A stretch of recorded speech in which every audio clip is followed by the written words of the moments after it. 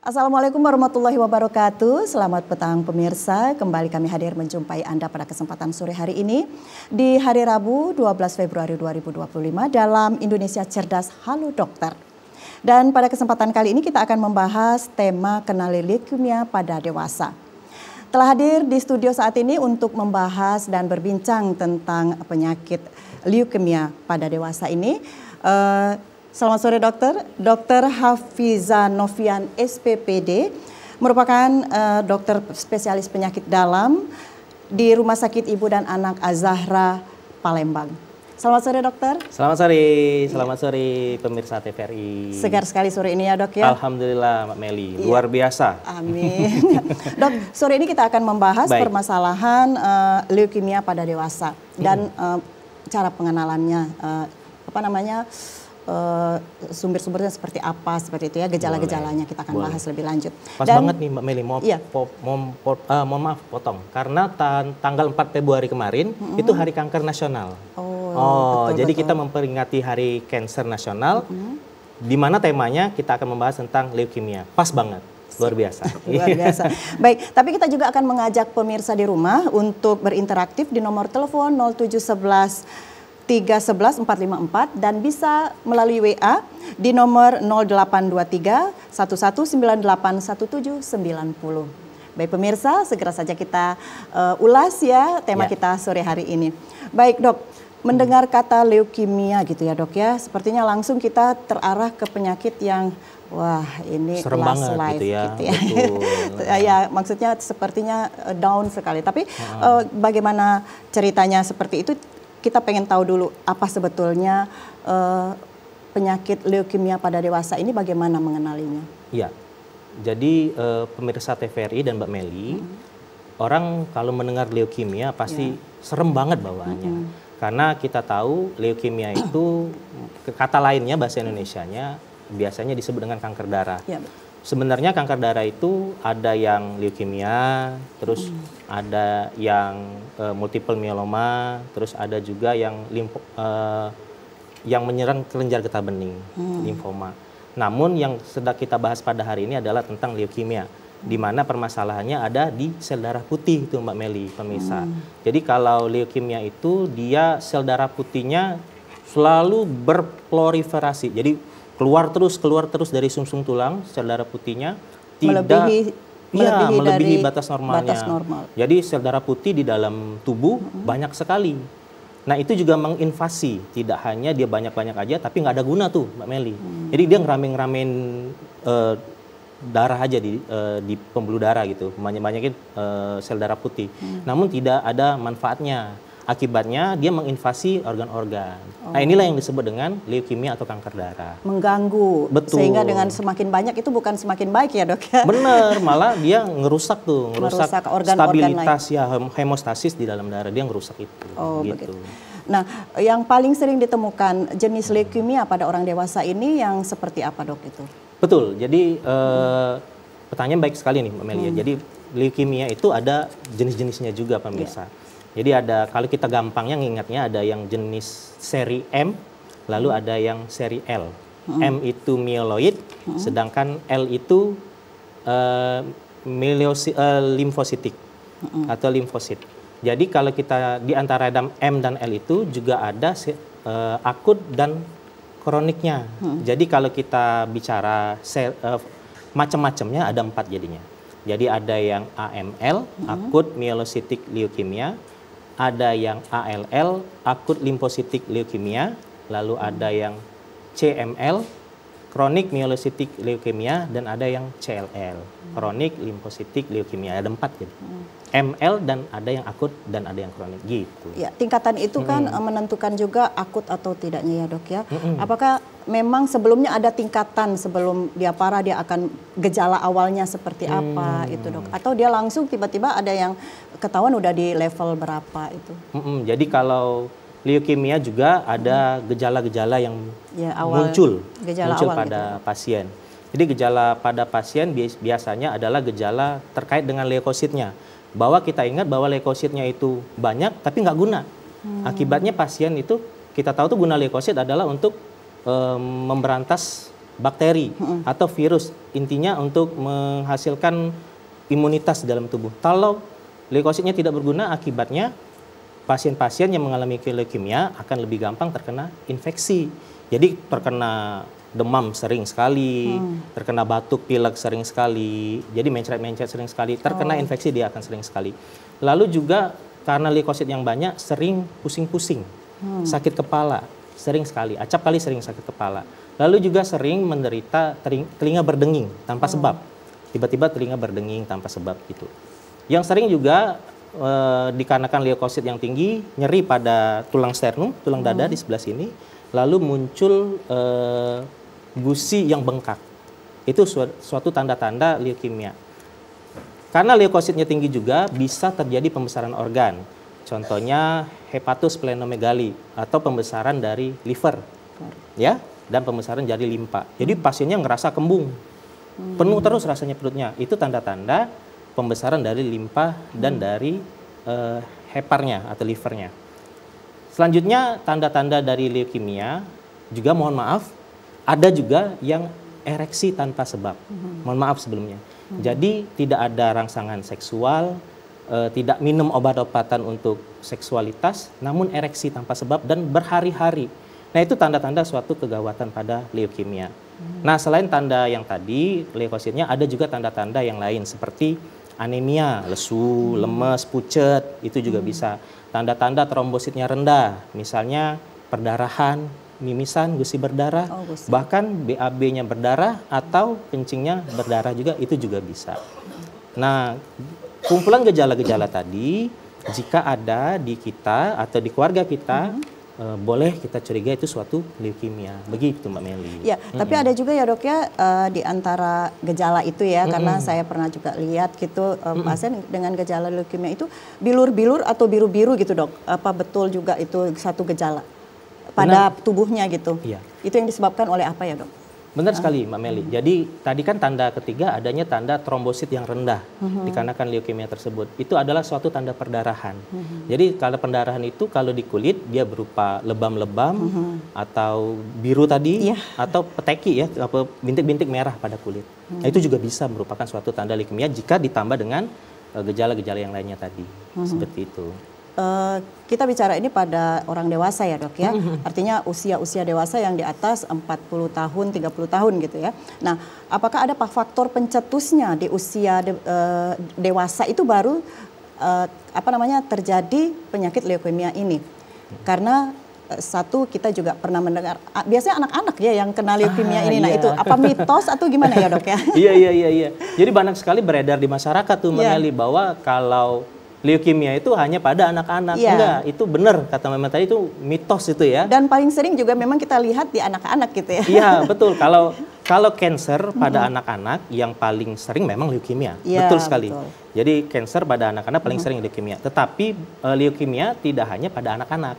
Jadi leukemia juga pada dewasa. Itu juga bisa pada orang-orang dewasa. Lalu kenapa sih bisa terkena leukemia itu ya tadi ya? Kalau orang-orang dewasa yang bisa terkena leukemia itu ada faktor dari diri dia sendiri sama faktor dari lingkungan. Jadi kalau kita bilang apa sih definitifnya penyebab leukemia, itu sampai sekarang nggak tahu tuh.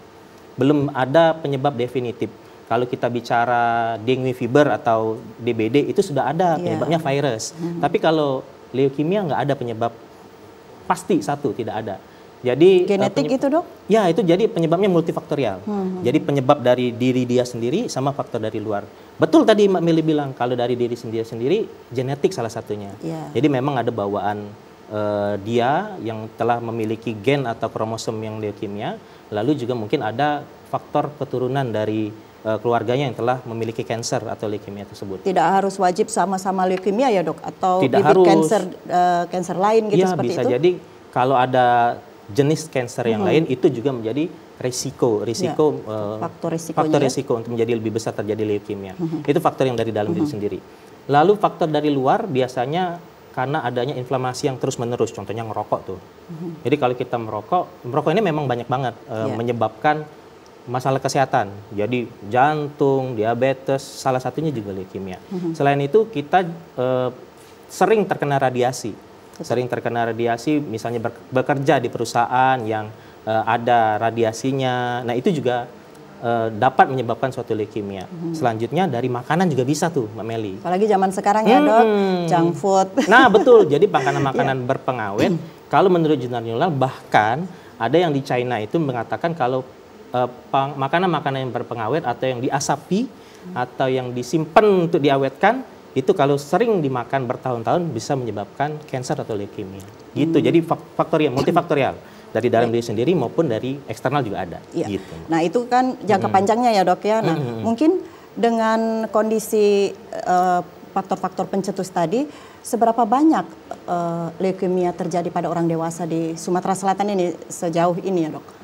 Kalau di Sumatera Selatan angkanya sejujurnya berapa persennya itu tidak kita ketahui secara pasti, karena kalau untuk mengetahui angkanya tentu saja harus ada penelitian dengan jelas.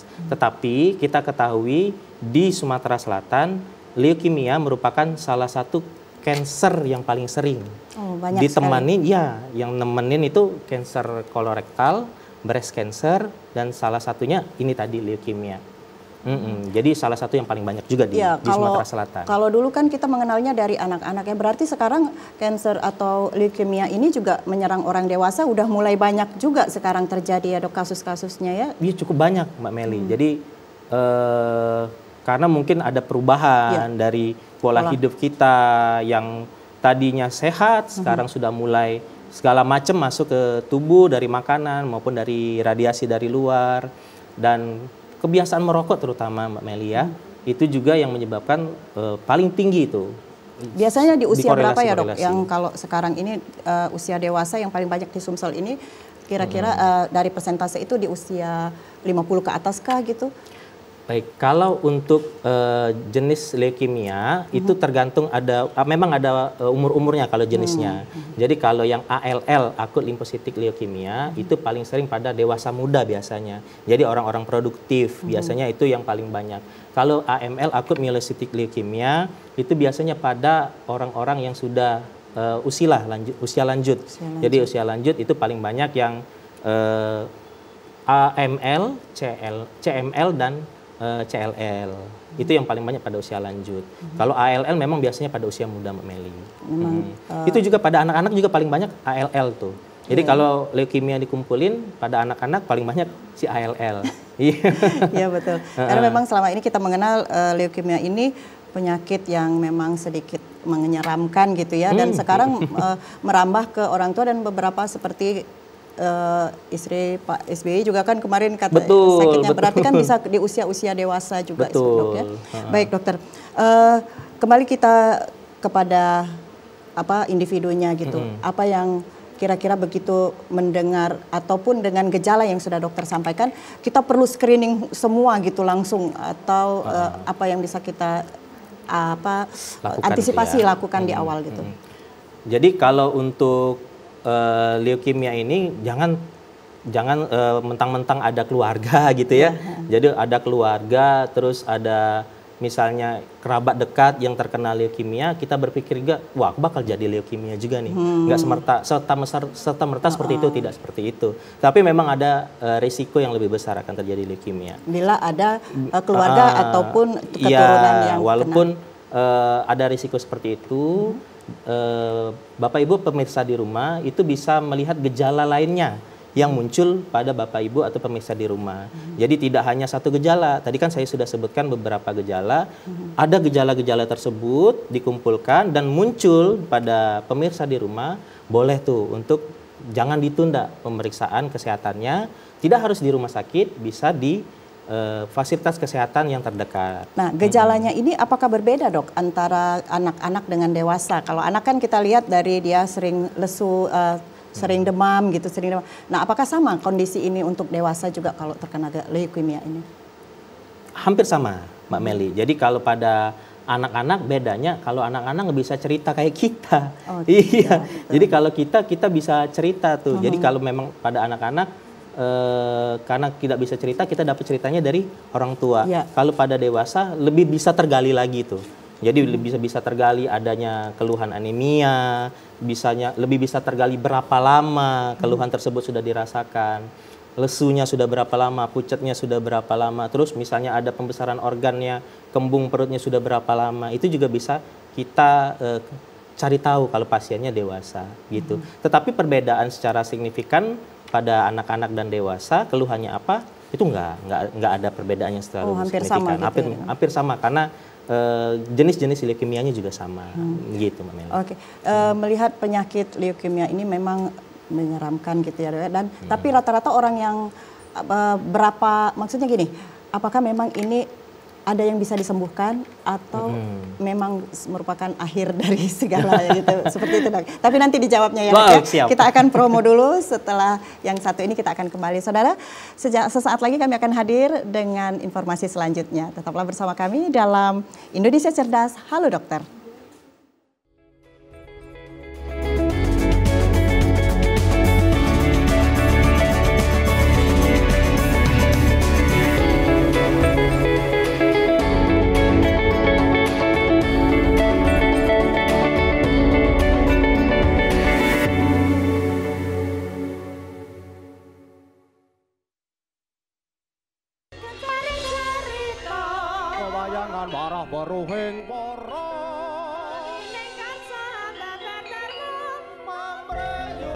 Salah satu keanekaragaman budaya Jawa yang masih favorit hingga saat ini adalah wayang.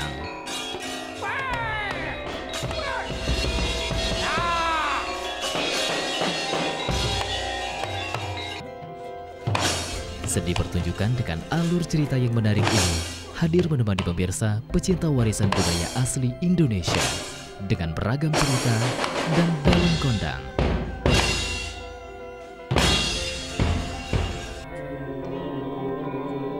Wayang setiap Sabtu pukul 22 waktu Indonesia bagian Barat. Hanya di TVRI Sumatera Selatan, media pemersatu bangsa.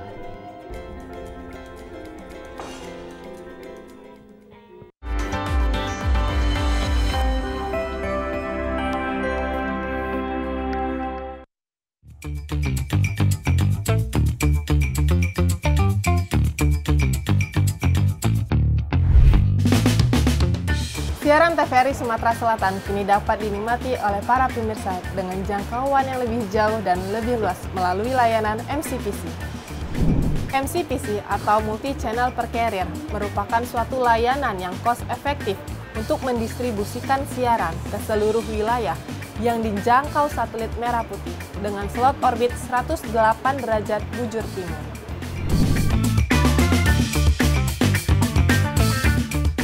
Dengan dukungan teknologi satelit yang handal, layanan MCPC memastikan siaran dapat diterima pemirsa dengan cepat dan efisien, sehingga mendukung TVRI Sumatera Selatan dalam meningkatkan jangkauan siaran dan memperluas pasar. Untuk mengakses siaran TVRI Sumatera Selatan melalui layanan MCPC, caranya mudah. Yang pertama, arahkan parabola Anda ke satelit Telkom 4. Lalu tambahkan transponder Telkomsat pada receiver Anda dengan memasukkan frekuensi TVRI Sumatera Selatan yaitu 3720 horizontal dan simbol rate 32.727. Yang terakhir, Anda tinggal scan transponder Telkomsat tersebut untuk mendapatkan siaran TVRI Sumatera Selatan. Siaran TVRI Sumatera Selatan siap Anda nikmati. TVRI Sumatera Selatan siap menjangkau dan memberikan program-program terbaik bagi para pemirsa. TVRI, media pemersatu bangsa.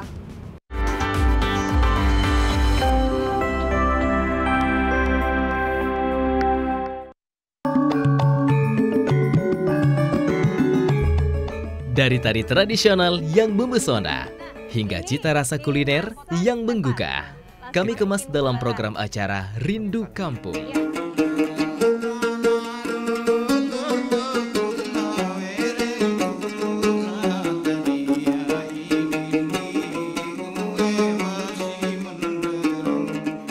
Setiap Jumat, pukul 9 waktu Indonesia Barat, hanya di TVRI Sumatera Selatan.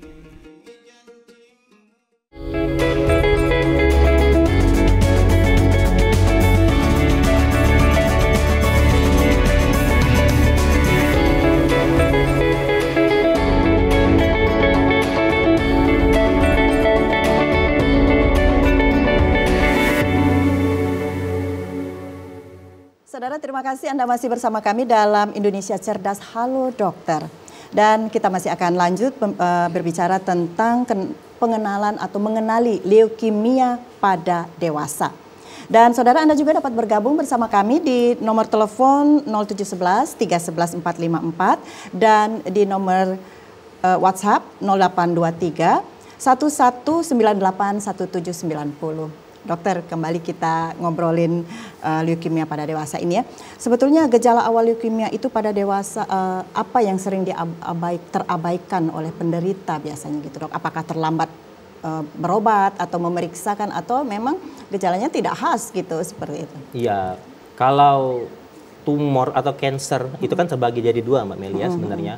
Ada yang cancer yang solid, ada cancer darah. Ini contohnya leukemia, ini cancer darah. Kalau tumor solid kelihatan tuh ada benjolannya, gitu kan? Misalnya tumornya di payudara kelihatan memang ada benjolan di payudara, di kelenjar getah bening dipegang emang ada benjolan. Tapi memang leukemia ini dia kan kansernya di darah, jadi dia gejalanya itu tidak bisa terlihat sama pasiennya. Jadi kumpulan gejala-gejalanya yang tadi saya bilang di segmen awal tadi, ada gejala dari leukosit yang tinggi, ada gejala dari anemia, ada gejala perdarahan, dan gastrointestinal seperti kembung-kembung. Itu merupakan kalau ada di sekumpulan gejala itu pada pemirsa atau keluarga pemirsa di rumah, nah itu wajib kita periksakan lebih lanjut, jangan diabaikan. Bicara pemeriksaan nih Dok ya, bagaimana cara menegakkan diagnosanya dokter? Karena selama ini pemeriksaan kalau penderita leukemia itu sangat menyeramkan. Kalau dulu yang saya lihat gitu ya, yang saya tahu itu biasanya dibuka di tulang belakang ini ya Dok ya. Apakah seseram itu juga sampai saat ini Dok? Serem banget ya bahasanya ya, dibuka tulang belakang. Iya, gitu, diambil apa sumsum tulang belakang ya Dok ya. Jadi betul sekali Mbak Melia, kalau dulu memang ada pemeriksaan dari sumsum tulang, tapi bukannya di black kayak gitu tulang belakangnya. Bagi yang awam kan seperti itu. Iya, jadi pendengaran kalau orang awam memang taunya seperti pemahamannya seperti itu. Jadi nomor satu yang akan dokter lakukan adalah anamnesis yang tadi keluhan-keluhan. Lalu dokter kalau pemeriksaan lanjutan yang bisa dilakukan penunjang salah satunya adalah darah lengkap. Jadi dokter akan melihat bagaimana HB, leukosit, bagaimana trombosit, lalu hitung jenis dari leukositnya akan dilihat. Lalu juga akan dilihat darah, gambaran darah tepi. Darah tadi dilihat di bawah mikroskop tuh. Jadi dilihat adakah sel-sel yang tidak seharusnya di darah, yang harusnya masih dimatangkan di sumsum tulang sudah keluar. Nah itu dicurigai sebagai leukemia. Selanjutnya dokter juga bisa melakukan pemeriksaan darah yang lainnya sesuai dengan gejala-gejala pasien, misalnya kuning, bisa periksa bilirubin segala macam. Lalu juga akan ada pemeriksaan betul tadi Mbak Meli, ada pemeriksaan sumsum tulang. Sumsum tulang itu bukan di tulang belakangnya tapi di tulang panggul sebenarnya. Jadi di tulang panggul itu dikasih suntikan sedikit, disuntik sedikit untuk diambil sumsum tulangnya. Itu juga dibius kok, nggak main tusuk-tusuk aja dokternya. Ya berarti dengan apa namanya perkembangan teknologi ya dok ya, mungkin sekarang lebih gampang untuk mendiagnosis dengan mengambil darah yang lebih tidak seseram seperti yang dulu. Itu kuncinya Mbak Meli. Sekarang sudah ada pemeriksaan yang dari darah, namanya sitogenetika. Prosesnya jadi seperti diambil darah biasa gitu, Dok. Lalu kita periksakan di laboratorium untuk dilihat bagaimana susunan kromosomnya. Jadi ketahuan langsung ini leukemia jenisnya apa. Nah, jadi cukup dari darah bisa diambil, masuk ke lab langsung gitu. Kalau zaman sekarang seperti itu. Tidak menyakitkan dan seseram dulu ya Dok ya berarti. Jadi jangan takut nih kalau untuk memeriksakan diri atau sudah curiga sebagai leukemia, untuk pemeriksaan lebih lanjutnya jangan takut pemeriksa di rumah. Udah canggih banget kok. Betul. Dan setelah kita menegakkan diagnosis ya dok bahwa ini ternyata memang apa namanya betul terdeteksi leukemia itu. Nah, bagaimana pengobatan untuk pasien yang bersangkutan dok? Misalnya apa ada yang bisa dilakukan lebih lanjut gitu? Jadi pemirsa di rumah kalau sudah terdiagnosa leukemia, cancer-canceran pasti pemirsa di rumah selalu berpikir kemoterapi. Bener ya? Betul, betul. Serem banget ya kedengerannya ya. Seremnya dok kemoterapi dipikirnya kalau cancer. Nah, zaman sekarang juga udah semakin maju nih Mbak Meli. Jadi jenis-jenis leukemia itu memang sebagian besar masih menggunakan kemoterapi. Tetapi kemoterapinya itu udah beda banget tuh dengan zaman dulu. Kalau zaman dulu kan kemoterapi banyak efek samping segala macam, sekarang sudah bisa diminimalisasi. Minimalisir. Minimalisir. Karena memang kemoterapi itu sesuatu yang paling ditakuti ya dok ya, misalnya karena akan mengakibatkan kadang-kadang gitu ya bagi masyarakat awam itu akan berakibat pada komplikasi lain. Komplikasi betul. Itu, ya. Iya. Nah, jadi banyak merasa bahwa banyak komplikasi nanti kalau kemoterapi nggak terlalu seperti itu. Bahkan sekarang pemirsa itu ada namanya targeting terapi. Jadi tidak perlu kemoterapi yang pakai infus, harus ke rumah sakit, cukup makan obat saja, targeting terapi. Contohnya pada pasien-pasien dengan kronik myelositik leukemia. Jadi itu sudah dilakukan pemeriksaan darah, tegak diagnosis CML, dapat kromosom CML-nya, bisa menggunakan obat-obatan minum. Nggak pakai kemoterapian lagi. Sekarang namanya ya, dok? Iya, itu namanya targeting terapi. Selain mengurangi pembiayaan juga ya dok ya, Betul. mungkin kemoterapi dan hal yang memang menakutkan. Lebih nyaman pasiennya, prognosis juga lebih baik kalau zaman sekarang. Ya. Dan paling penting, obat-obatan kemoterapi, targeting terapi, semuanya bisa pakai JKN, Jaminan Kesehatan Nasional, yang dijamin oleh BPJS Kesehatan. Jadi nggak ada alasan lagi tuh buat kita nggak mau berobat, ada biaya, ada BPJS. Sejauh gitu. apa dok, pengobatan melalui obat minum ini tidak dikemo gitu untuk pasien-pasien seperti leukemia ini? Kalau obat-obatan targeting terapi yang minum tadi, itu tidak semua jenis leukemia yang bisa. Jadi hanya beberapa leukemia saja yang bisa. Contohnya pada kasus CML, kronik myelositic leukemia. Yang sudah kronis gitu ya? Ya, kronik myelositic jenisnya kronik myelositic leukemia. Jadi itu yang bisa didapatkan targeting terapi gitu. Jadi tidak semua jenis leukemia, Mbak Meli. Langsung di kemo gitu ya, dok, ya? Jadi kalau jenis ada tingkatan juga seperti itu ya dok? Ada beberapa leukemia yang ada stadium-stadiumnya. Tapi sebagian besar kalau leukemia CLL contohnya itu ada stadium dari 0 sampai 4. Tapi kalau CML itu ada fase-fase namanya. Jadi macam-macam leukemia tidak sama definisinya, tidak sama juga tingkatan-tingkatannya. Ada macam-macam. Biasanya dok, yang sudah sempat terdeteksi itu gejalanya sudah di stadium berapa gitu dok? Oke. Memang sebagian besar orang-orang yang menderita leukemia itu kalau yang datang ke rumah sakit biasanya sudah kondisi cukup berat. Jadi sudah ada perdarahan, dia baru mau datang berobat. Jadi sudah itu tadi ada sumbatan di kepalanya, kan sudah jadi stroke-nya karena si leukemia, baru mau berobat. Akibatnya telat untuk penanganan. Namun ada juga misalnya pada kasus-kasus CML yang tidak sengaja ketemu. Jadi pasien itu pilek-pilek, batuk-batuk, cek darah, leukosit tinggi. Jadi tidak sengaja ketemu gitu. Sudah di stadium yang tinggi ternyata gitu ya, sudah lanjut, lanjut gitu. Sudah terjadi pembesaran organ. Nah itu juga ada. Namun yang tidak sengaja ini ya tidak terlalu banyak dibandingkan dengan yang memeriksakan diri, lebih aware memeriksakan dirinya, dikarenakan keluhan-keluhan yang lebih sudah berat tadi Mbak Meli. Jadi sudah berdarah, sudah ada perdarahan, sudah ada leukostasis karena leukositnya terlalu tinggi baru datang berobat. Jadi deteksi dini memang perlu dilakukan ya dok ya. Betul. Tapi masyarakat mungkin terkendala juga dengan BPJS. Apakah leukemia ini di cover BPJS gitu dok? Full. Iya, jadi dari pemeriksaan, konsul dokter, pemeriksaan sitogenetikanya, kalau memang perlu nanti diambil sum-sum tulang, sampai kemoterapi, itu juga peran pemerintah mengcover semuanya gitu ya, dok ya. Mau ditransfusi darah kayak yang HB-nya kurang, terus trombosit kurang, bisa menggunakan BPJS Kesehatan. Gitu. Saya ingin menambahkan penyakit bawaan yang mungkin bisa menjadi salah satu pencetus ya dok ya dari leukemia ini. Tapi ini ada pertanyaan juga ini dari pemirsa di rumah melalui WA. Mantap. Kita jawab dulu ya dok ya. Siap. Assalamualaikum dokter dari 0815 356 400. Assalamualaikum dokter, saya berusia 54 tahun, didiagnosa dokter kena jantung maksudnya penyakit jantung ya, jantung. MAH dan pengentalan darah serta paru-paru lecet. Pertanyaannya apakah penyakit saya ini pengentalan darah bisa terindikasi ke leukemia? Oke. Jadi penyakit pengentalan darah itu berbeda dengan leukemia.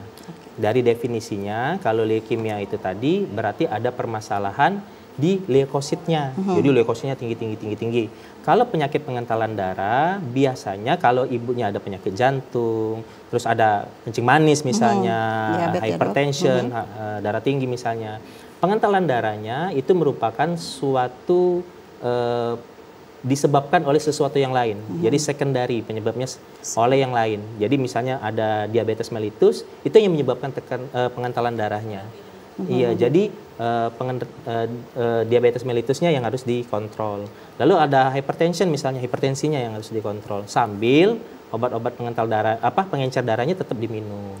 Jadi berbeda itu ya, pengentalan darah sama leukemia.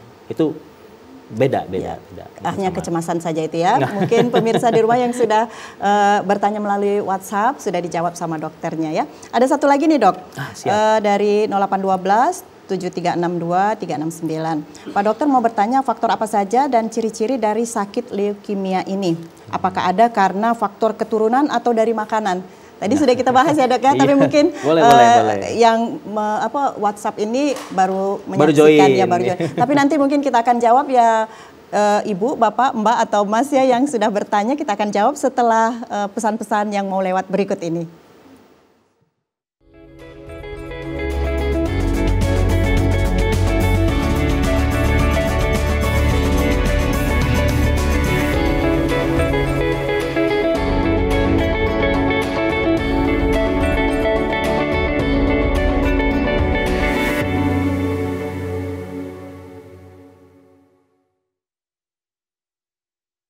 Kehidupan saya dulu, ya boleh dibilang mapan dan mencukupi. Ya, celananya. Waduh. Iya berat. Hati-hati dong mas. Tapi harus dijalani demi anak dan istri. Pemandangannya bagus banget ya. Iya, bagus banget. Pengennya sih berbuat sesuatu yang lebih. Makannya yang bener ya. Iya.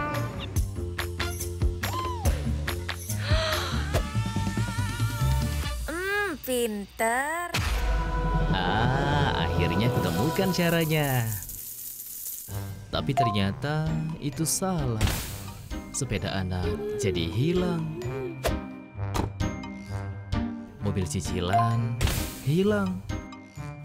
Rumah warisan keluarga juga ikut hilang. Waduh. Pa, aku pulang ke rumah orang tua. Hati-hati ya, jangan jadi seperti saya.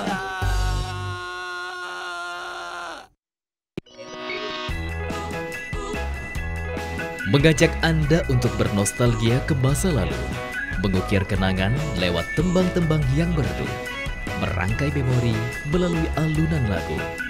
Temukan melodi abadi di setiap nada pada program Tembang Kenangan.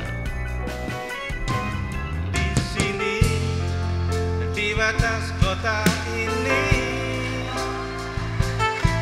ingin ku tuliskan surat untukmu, biar engkau mengerti perjalanan hidupku di dalam menggapai cita-cita. Setiap hari Rabu pukul 21.30 waktu Indonesia Barat dan Minggu pukul 20 waktu Indonesia Barat hanya di TVRI Sumatera Selatan.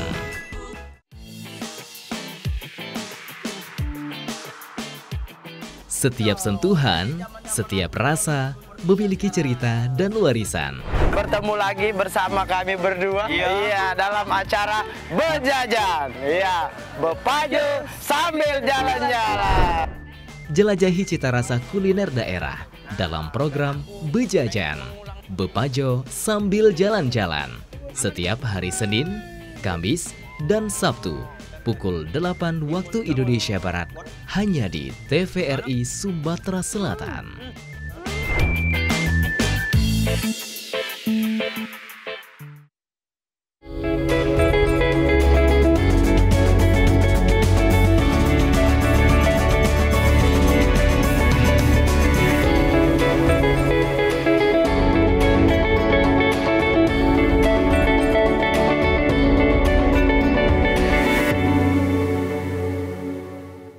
Terima kasih Anda masih bersama kami dalam Indonesia Cerdas Halo Dokter. Masih bersama Dr. Hafiza Novian SPPD, dokter spesialis penyakit dalam Rumah Sakit Ibu dan Anak Az-Zahra Palembang.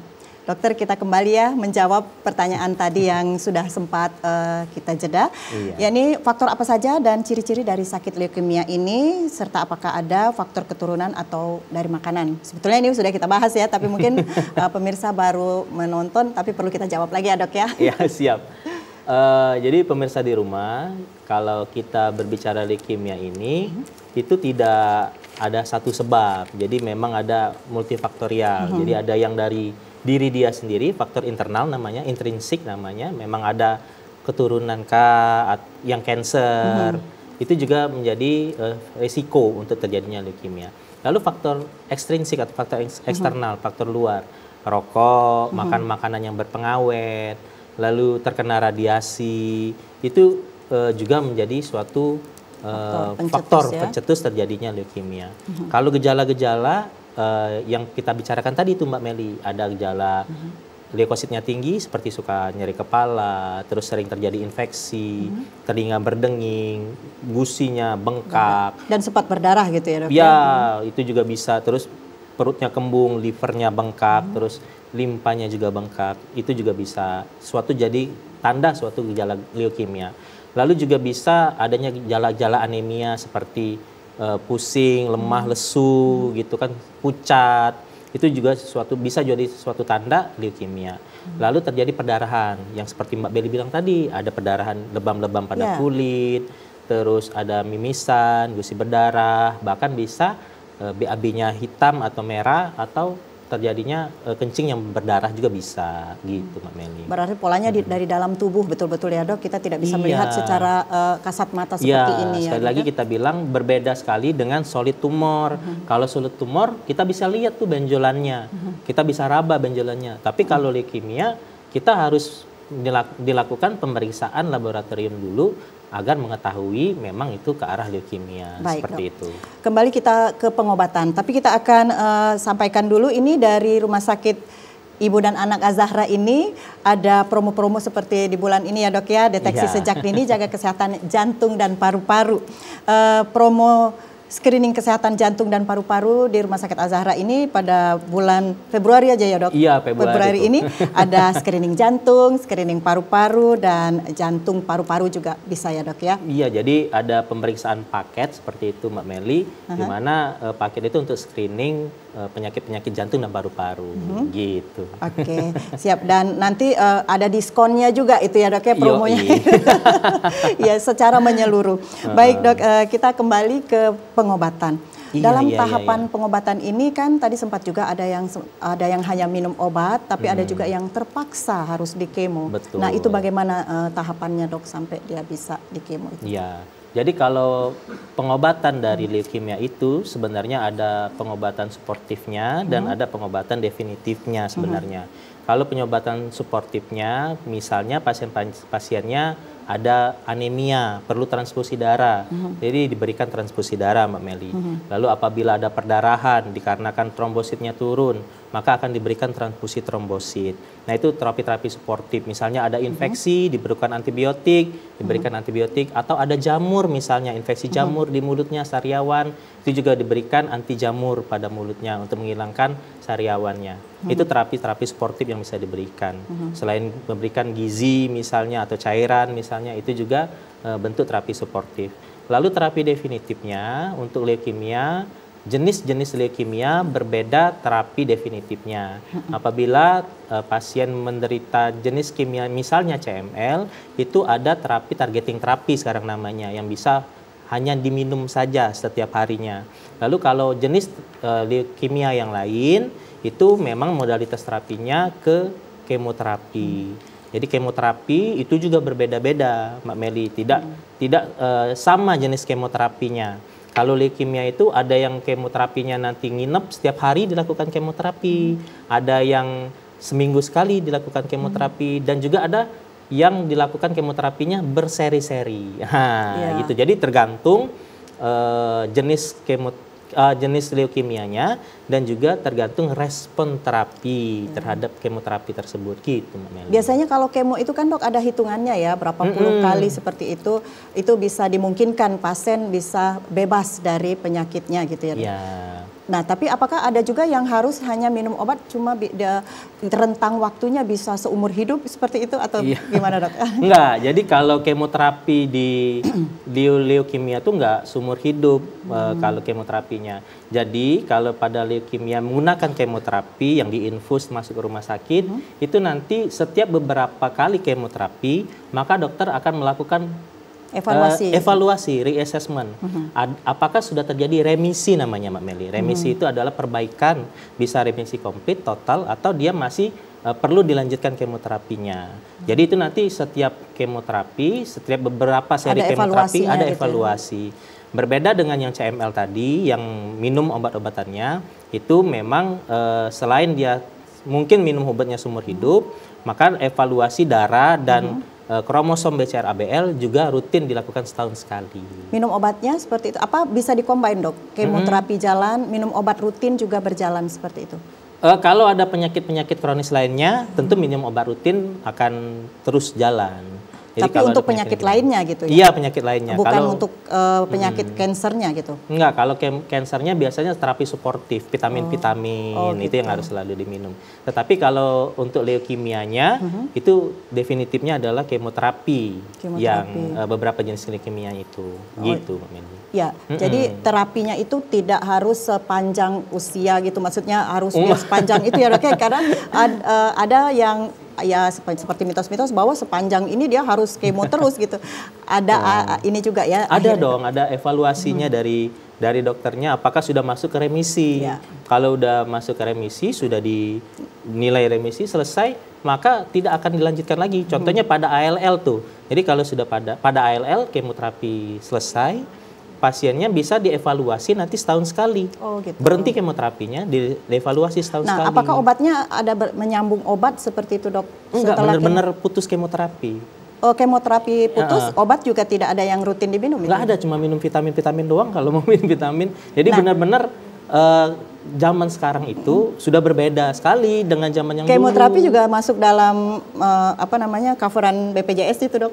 Itu dia. Jadi tidak ada alasan lagi sebenarnya di zaman sekarang ini untuk tidak memeriksakan kesehatan. Betul. Iya, karena sudah ada nih BPJS Kesehatan. Iya. Jadi untuk pemirsa di rumah juga ya, jangan khawatir dan jangan ragu untuk memeriksakan kesehatan karena terutama untuk penyakit leukemia ini semua di cover BPJS ya. Jadi kalau ada gejala-gejala yang sudah disebutkan dokter tadi, boleh langsung diperiksa dan sampai kemoterapi pun di cover BPJS. Iya, sampai tuntas dong. Jangan kita ketemu penyakitnya, udah dapet nih, misalnya leukemia, aduh takut berobat, nanti biayanya mahal lah, segala macem.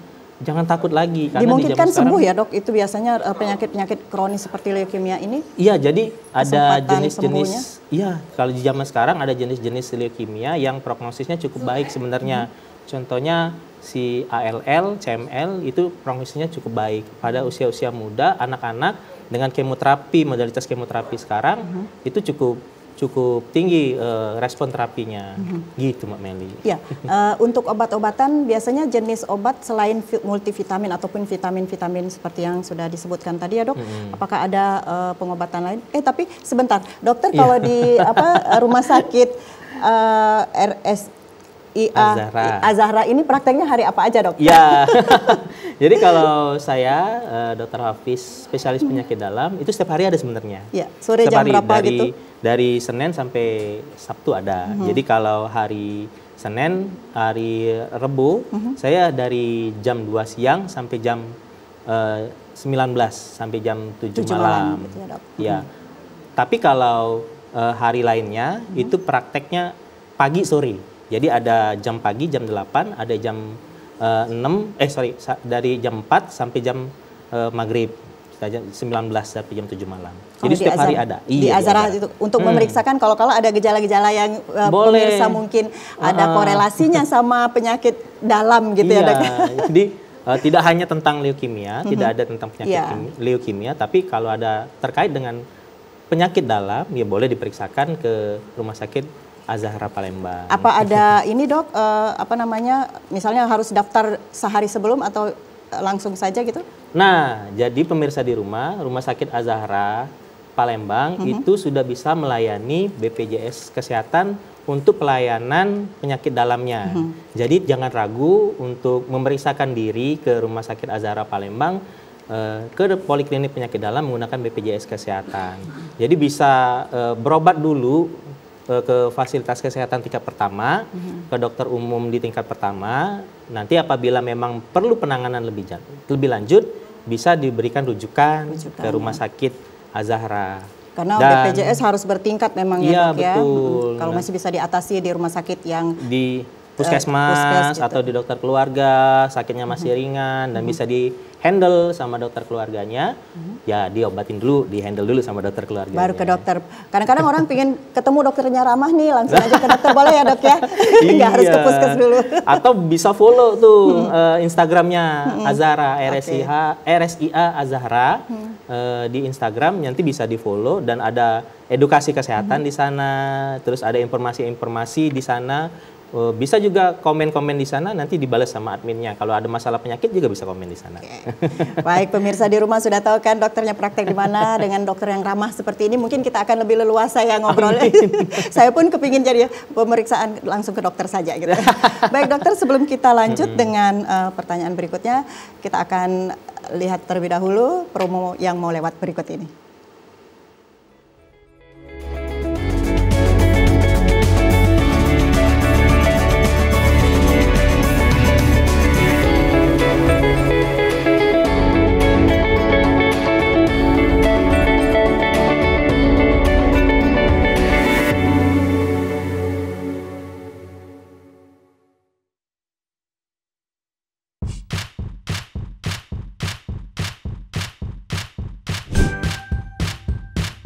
Keluarga Indonesia, sudah saatnya kita cerdas memilih tontonan yang tepat untuk anak.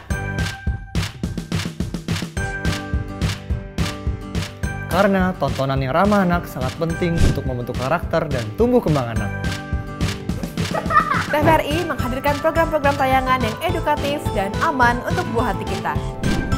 Ayo ke museum. Buah hatiku sayang.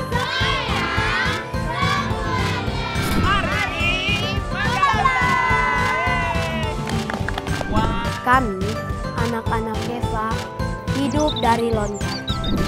Seru-seru kan acaranya? Seru banget! Teman-teman jangan lupa nonton TVRI ya. Dan pastinya ramah untuk anak.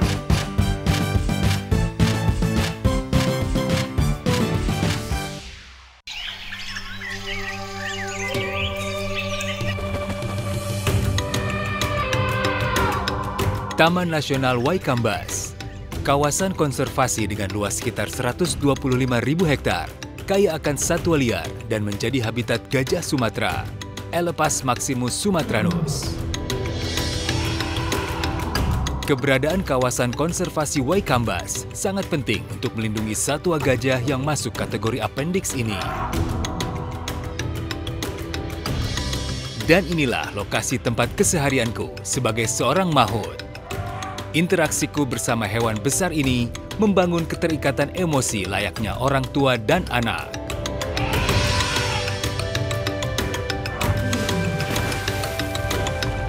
Gajah merupakan hewan sosial yang cerdas dan memiliki ingatan yang kuat. Hewan besar berbelalai panjang ini sangat peka dan berkomunikasi melalui sentuhan, penciuman, juga suara.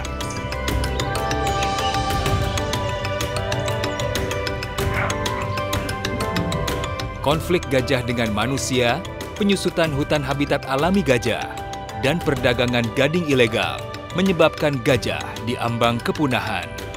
Satu pesanku, hidup berdampingan dengan gajah, cegah kepunahan.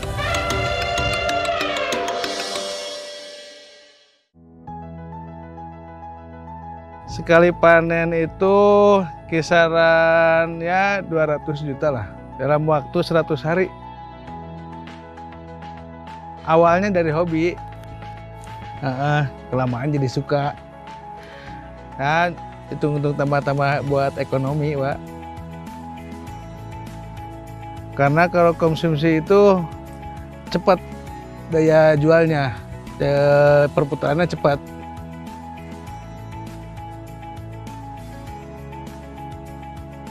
Hasil modal sama itu ya, sama laba ya, kisaran 200 juta tuh. Ya kalau modal kisaran 120-an lah. Kalau masalah ekonomi alhamdulillah lah, cukup lah buat anak istri. Tipsnya mulai dari tanam itu pengapuran, tabur garam kolamnya. 1 bulan itu 2 kali ganti air. Kasih pakan secara teratur, sehari 3 kali kalau saya.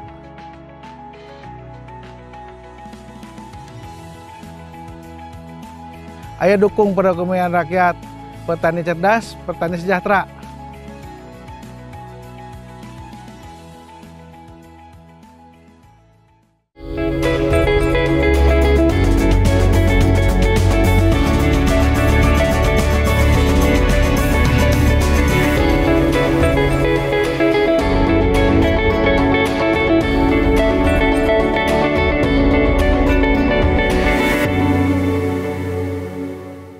Terima kasih Anda masih bersama kami dalam Indonesia Cerdas. Halo dokter, masih bersama Dr. Hafiza Novian SPPD dari Rumah Sakit Dokter Spesialis Penyakit Dalam Rumah Sakit Ibu dan Anak Az-Zahra Palembang. Dokter, kembali tadi pertanyaannya bagaimana efek samping dari pengobatan kemoterapi ini, karena di masyarakat kan kita selalu mendengar efek samping dari kemo ini sangat sedikit menyeramkan, seperti misalnya mual yang terus-menerus sampai rambut rontok. Apakah dengan teknologi sekarang ada perubahan dari efek-efek samping itu? Betul sekali Mbak Meli. Jadi pada pasien-pasien leukemia yang menerima kemoterapi itu memang tetap ada efek sampingnya seperti rambut rontok, mual, muntah, atau terjadi infeksi seperti sariawan, itu juga acap kali terjadi. Namun dengan teknologi yang sudah ada berkembang sekarang, itu bisa dihandle, dan dengan obat-obatan kemoterapi sekarang itu bisa diminimalisasi gejala-gejala tersebut. Jadi memang masih ada gejala itu, namun sudah bisa ditekan, seminimal mungkin muncul pada pasien-pasien dengan leukemia yang mengalami kemoterapi. Setelah pasien di kemo dan minum obat-obatan seperti itu, dok, bagaimana kita mengetahui bahwa pasien ini sudah ada perubahan dari yang sebelumnya seperti itu, dari hasil yang dokter simpulkan misalnya? Ya, jadi kalau sudah menerima kemoterapi, maka dokter akan mengevaluasi tuh, evaluasi sampai dokter menemukan remisi. Selesai kemoterapinya. Kalau sudah selesai kemoterapinya, Mbak Meli, itu bisa selesai kemoterapinya pada pasien-pasien ALL contohnya, itu bisa selesai. Namun pasiennya tidak serta-merta tidak memeriksakan diri lagi ke rumah sakit. Jadi tetap harus ada evaluasi setahun sekali minimal untuk mengetahui apakah terjadi reaktivasi, muncul lagi si leukemianya. Ini juga untuk mengetahui peluang kesembuhan si pasien ya, dok. Betul. Ya, seperti itu. Sejauh mana setelah kita melihat dari hasil remisinya. Iya, jadi istilah sembuh itu tidak dipakai sebenarnya pada cancer, lebih dipakai istilah remisi gitu. Jadi kalau sudah selesai kemoterapi, dilihat ada remisi atau tidak perlu kemoterapi, maka tetap dievaluasi setahun sekali untuk melihat tuh darahnya seperti apa, apakah terjadi perubahan kembali, apakah muncul kembali leukemianya. Nah, untuk menjaga agar dia tidak kembali aktif kembali gitu ya, dok, ya, sel-sel kanker ini ada tipsnya dok gitu. Tentu, jadi kalau sudah selesai melakukan kemoterapi, kita di rumah harus tetap melakukan pola hidup sehat. Jadi pola hidup sehat tentu saja kita melakukan olahraga paling tidak 150 menit selama 1 minggu di bawah sinar matahari, karena di bawah sinar matahari itu mengaktifkan vitamin D yang ada di dalam tubuh kita.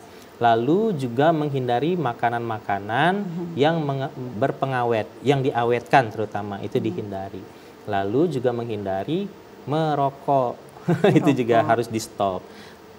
Dan tidak lupa apabila bekerja di tempat dengan radiasi tinggi, itu sudah harus dipertimbangkan untuk tidak terkena radiasi lagi, supaya agar tidak teraktivasi lagi. Sebaiknya pasien itu memeriksakan untuk maintenance ataupun melihat hasil remisinya ini berapa lama, Dok? Ya, ada kalau jenjang rentang waktu gitu. Kalau dia masih dalam tahapan kemoterapi, masih dalam tahapan kemoterapi, maka dokter itu akan mengevaluasi seketat mungkin malahan.